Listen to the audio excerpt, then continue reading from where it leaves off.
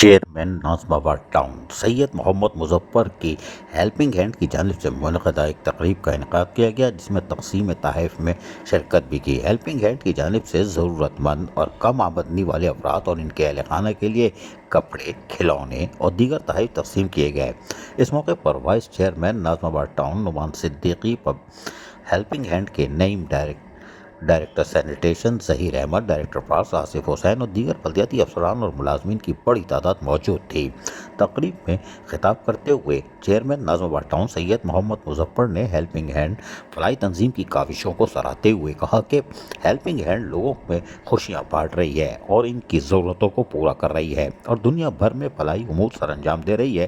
تقریب سے chairman Nazimabad town سید محمد مظفر نے مزید کہا کہ ضرورت مند اور ٹاؤن کے کم آمدنی والے افراد کے درمیان ہیلپنگ ہینڈ کی جانب سے لائے گئے تحائف تقسیم کیے گئے۔ واضح ہے کہ ہیلپنگ ہینڈ امریکہ میں مقیم پاکستانیوں کی ایک عالمی فلاحی تنظیم ہے جو اس وقت پاکستان اور دنیا کے 18 دیگر ممالک میں بھی ضرورت مند اور بے سہارا افراد کی خدمت کر رہی ہے۔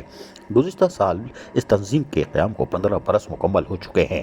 اس تنظیم کے تحت جن پروگراموں پر کام ہو رہا ہے ان میں یتیم بچوں کی کفالت کا پروگرام، معذور افراد کی جامع بحالی، پینے کے صاف پانی کی فراہمی، ایمرجنسی ریلیف، تعلیمی معاونت، معذور بچوں کا علاج، اسکل ڈیولپمنٹ اور ہیلتھ کیئر پروگرامز بھی شامل ہیں، جن سے 27 لاکھ افراد مستفید ہوئے۔ تنظیم کا سب سے منفرد پروگرام یتیم بچوں کی کفالت ہی کا پروگرام ہے، جس کے تحت والدین کے سائے سے محروم بچوں کی تعلیم و تربیت کا اہتمام کیا جاتا ہے اور انہیں بنیادی ضروریات زندگی فراہم کی جاتی ہے۔